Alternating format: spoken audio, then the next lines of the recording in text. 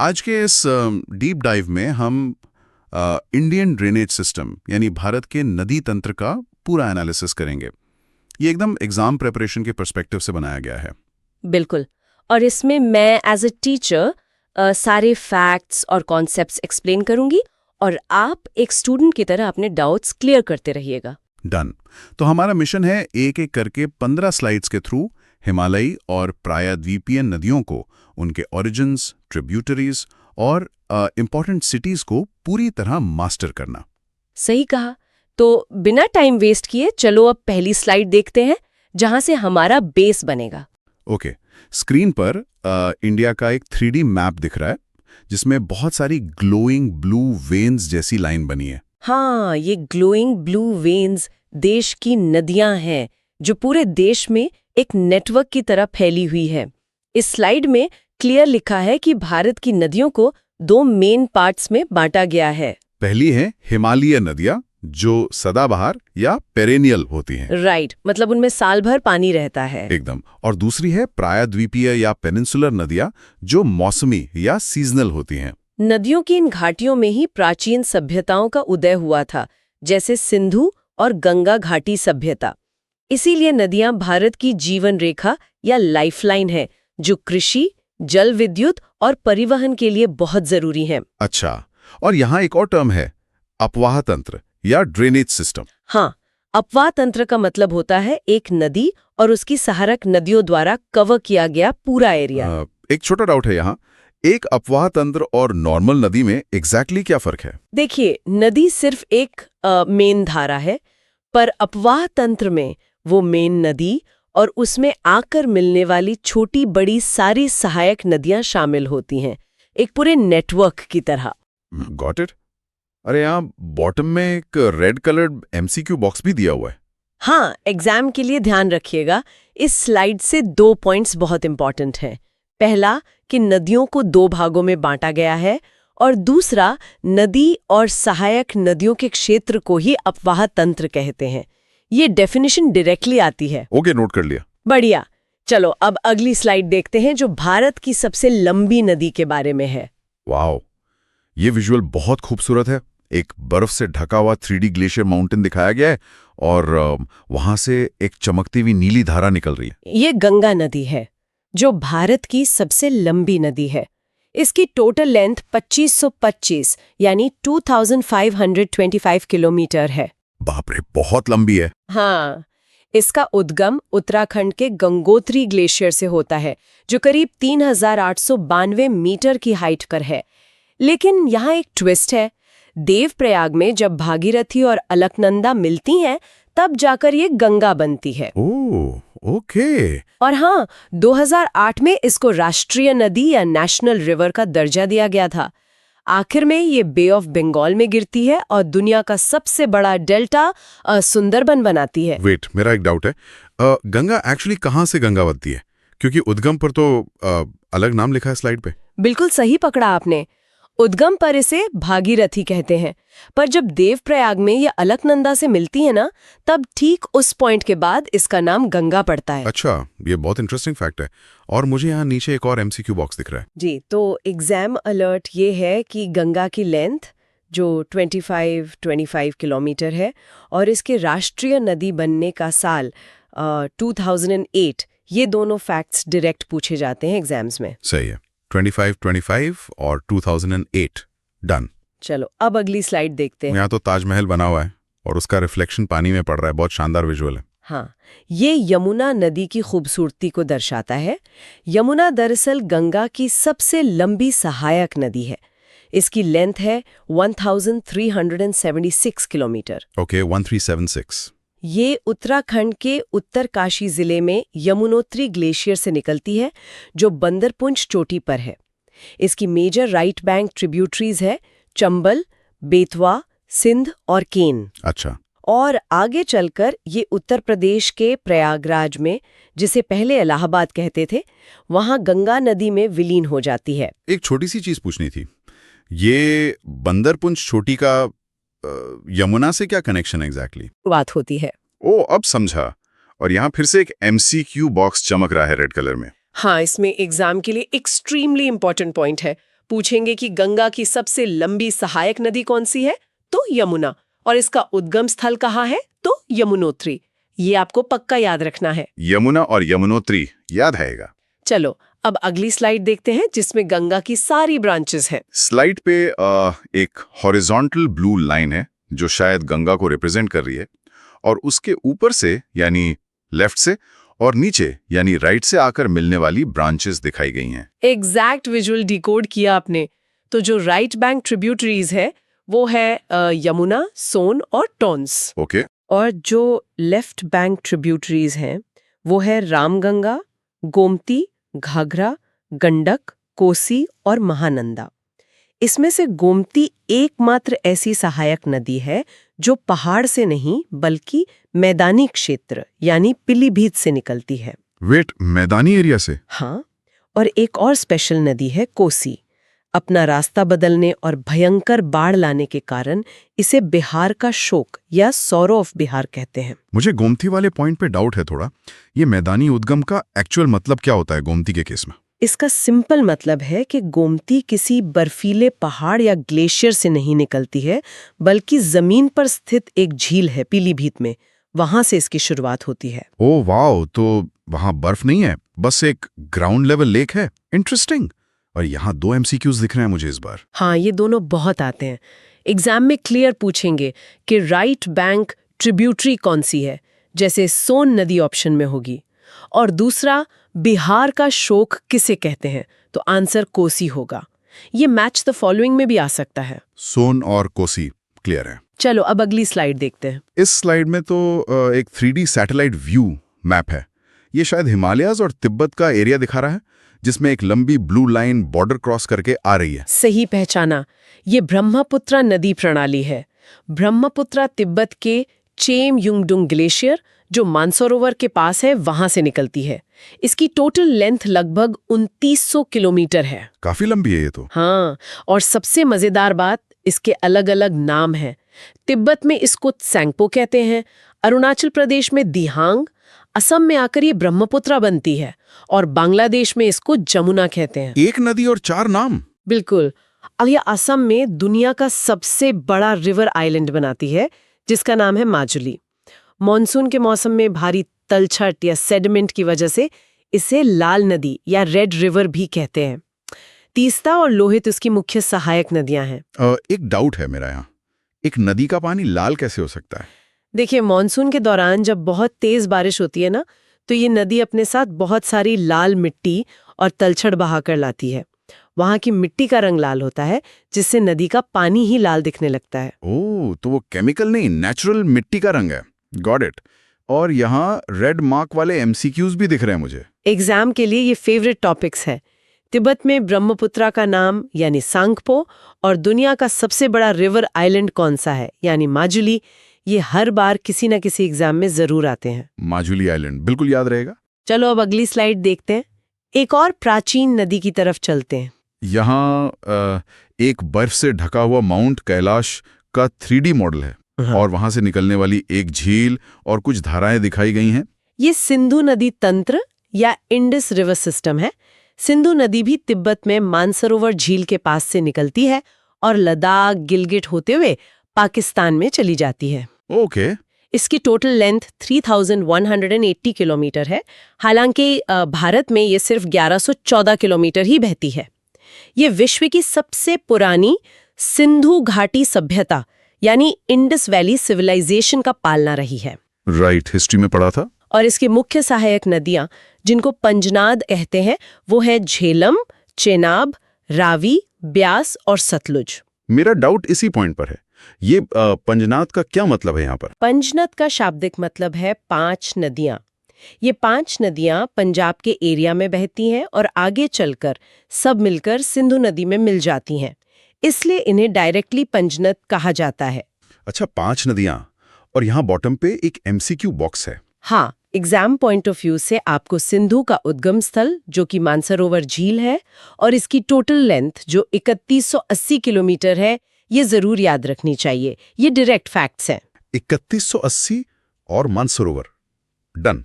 चलो अब अगली स्लाइड देखते हैं। इस स्लाइड पर तो एक बांध या डैम का 3D मॉडल बना हुआ है और उसके ऊपर 2 हाथ मिलाते हुए दिखाए गए हैं और साथ में वर्ल्ड बैंक का लोगो भी है। ये विजुअल एक हिस्टोरिकल इवेंट को दिखा रहा है, सिंधु जल समझौता या इंडस वाटर ट्रीटी ऑफ 1960। ये एक ऐतिहासिक समझौता है जो 1960 में इंडिया और पाकिस्तान के बीच हुआ था और इसकी मध्यस्थता या मीडिएशन वर्ल्ड बैंक ने की थी। ओके, तो इसमें तय क्या हुआ था? इसमें पानी का बंटवारा तय हुआ। भारत इस प्रणाली का 20% पानी यूज कर सकता है, यानी जो ईस्टर्न रिवर्स हैं, रावी, ब्यास और सतलज, उन पर भारत का फुल कंट्रोल है। और पाकिस्तान बचा हुआ 80% पानी यूज करता है, जो वेस्टर्न रिवर्स हैं, इंडस, झेलम और चेनाब। अच्छा। भारत इन पर जो भी प्रोजेक्ट्स बनाता है, उनका निरीक्षण करने के लिए एक स्थायी सिंधु आयोग या परमानेंट इंडस कमीशन बनाया गया है। मेरा एक सीरियस डाउट है यहाँ, क्या भारत इन वेस्टर्न रिवर्स का बिल्कुल भी पानी यूज नहीं कर सकता? ऐसा नहीं है। भारत उनका पानी रोजमर्रा की जरूरतों या नॉन कंजम्पटिव यूसेस जैसे छोटे हाइड्रो प्रोजेक्ट्स के लिए थोड़ा यूज कर सकता है, पर इनका जो मेजर फ्लो है वो पाकिस्तान के लिए रिजर्व्ड है। ओह ओके, अब समझा। और यहाँ MCQ बॉक्स में कुछ पॉइंट्स हाईलाइट किए हैं। हाँ, बहुत बार पूछते हैं कि इस ट्रीटी की मध्यस्थता किसने की थी, तो आंसर है वर्ल्ड बैंक। और भारत का शेयर कितना है? तो 20%। ये स्पेसिफिकली याद रखना। वर्ल्ड बैंक और 20% नोट कर लिया। चलो अब अगली स्लाइड देखते हैं जहां हम नदियों के बहने के डायरेक्शंस को कंपेयर करेंगे। यहाँ एक विजुअल डिकोड में इंडिया के मैप को बीच से डिवाइड किया गया है। ईस्ट की तरफ बहने वाली नदियों को ग्लोइंग ग्रीन और ब्लू लाइन से बे ऑफ बंगाल की तरफ जाते हुए दिखाया गया है और वेस्ट वाली नदियां अरेबियन सी की तरफ जा रही हैं। बिल्कुल ठीक।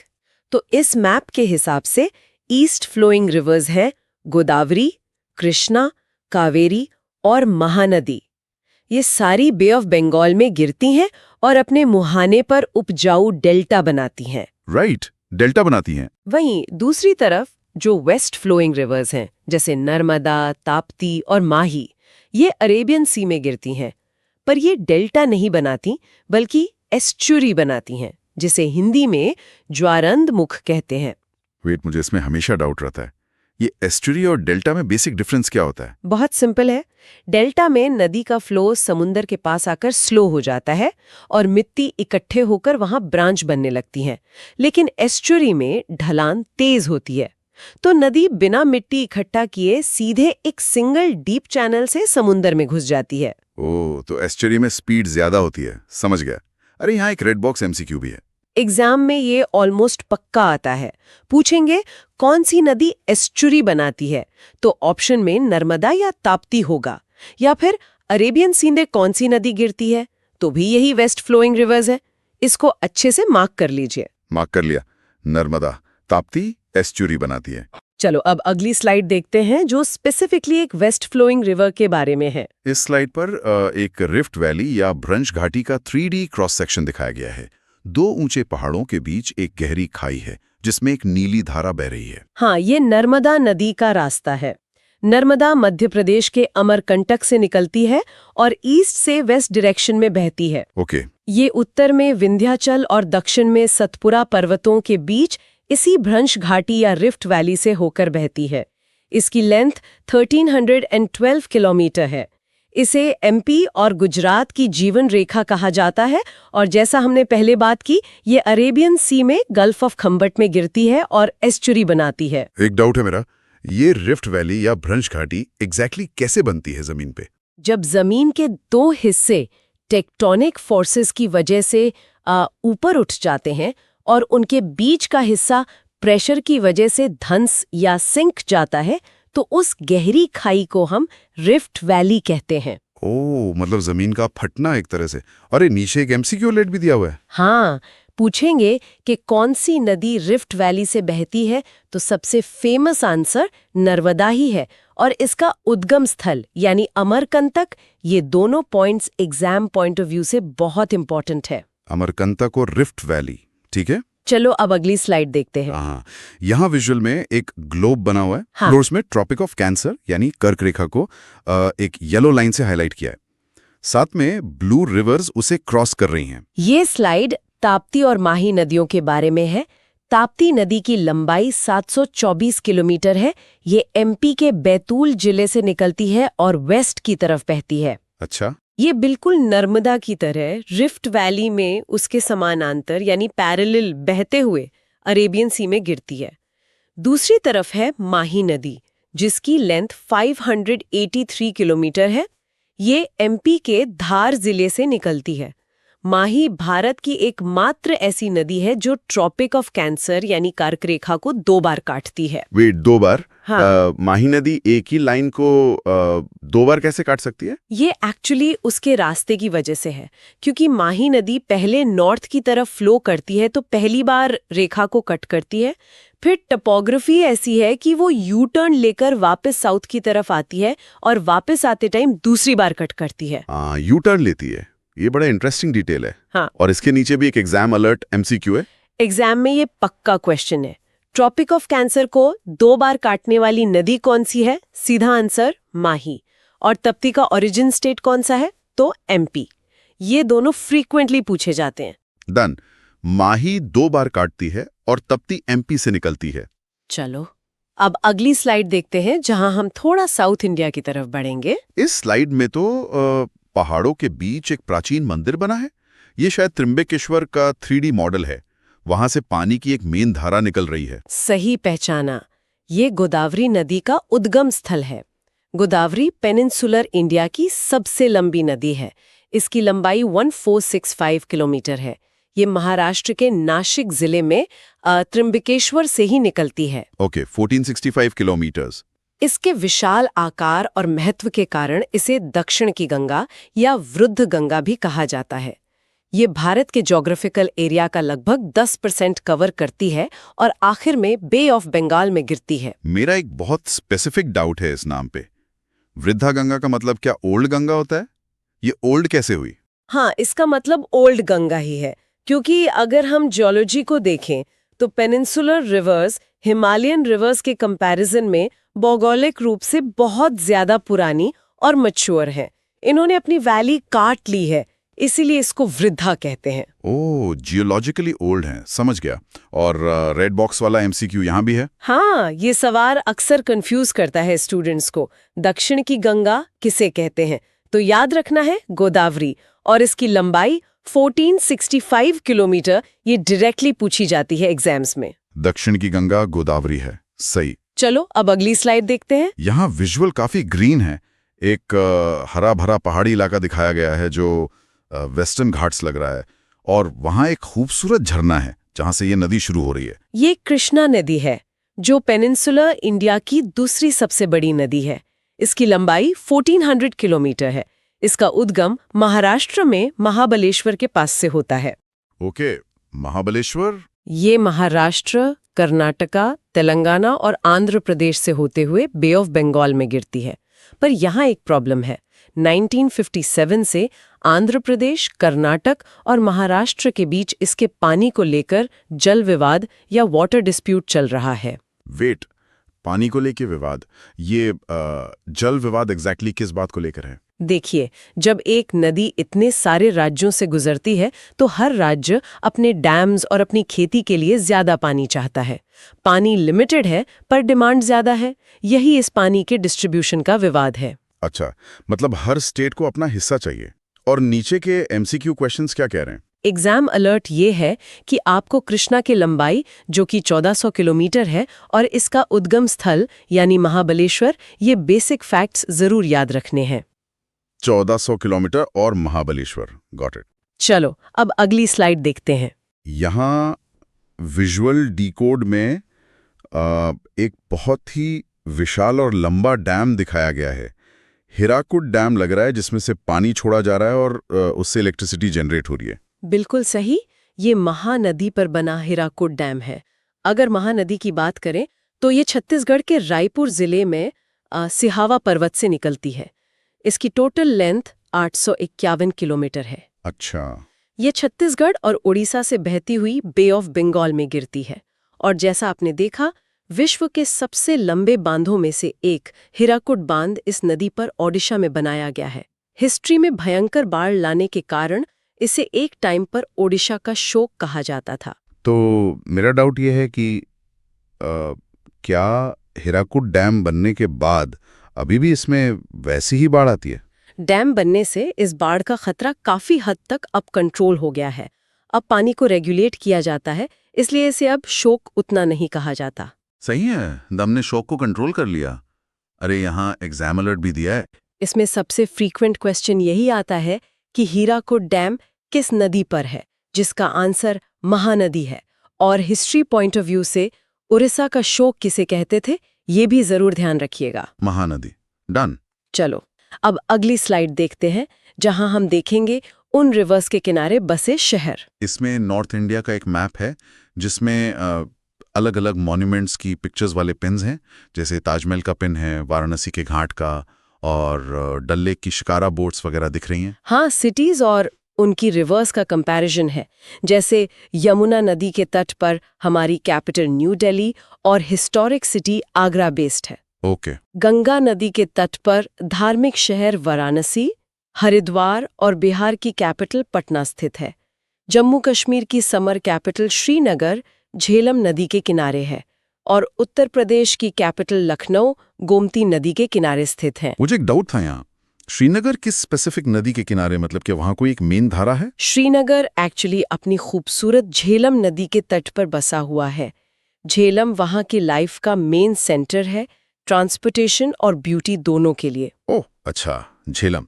और यहाँ एमसीक्यू बॉक्स में मैच तो फॉलोइंग लग रहा है। बिल्कुल, एग्जाम में शहर और उनकी नदियों का डायरेक्ट मैचिंग आता है। स्पेशली श्रीनगर झेलम पर है और लखनऊ गोमती पर। ये कॉम्बिनेशंस बच्चे अक्सर गलत कर देते हैं, तो इन्हें याद रखना। श्रीनगर झेलम और लखनऊ गोमती, याद रहेगा। चलो अब आखिरी स्लाइड देखते हैं। इस बार मैं आप साउथ और सेंट्रल इंडिया पे फोकस कर रहा है, जहां कोलकाता, हैदराबाद, जबलपुर और विजयवाड़ा पर लोकेशन पिन्स लगाए गए हैं। सही पकड़ा। तो तेलंगाना की कैपिटल हैदराबाद मुसी नदी के किनारे है। मध्य प्रदेश का प्रमुख शहर जबलपुर नर्मदा नदी के तट पर है। ओके। आंध्र प्रदेश का व्यावसायिक शहर विजयवाड़ा कृष्णा नदी के किनारे है, और वेस्ट बंगाल की कैपिटल कोलकाता हुगली नदी के किनारे बसी है। वेट, कोलकाता हुगली के किनारे है? हुगली और गंगा में क्या रिलेशन है, क्योंकि कोलकाता तो बंगाल में है ना? ये बहुत ही अच्छा डाउट है। देखिए, हुगली बेसिकली गंगा की ही एक डिस्ट्रीब्यूटरी या शाखा है। जब गंगा बंगाल में आती है तो उसका एक हिस्सा अलग हो जाता है, उसे ही हुगली कहते हैं, और उसी के किनारे कोलकाता बसा है। ओह, एक ब्रांच है बेसिकली, समझ गया।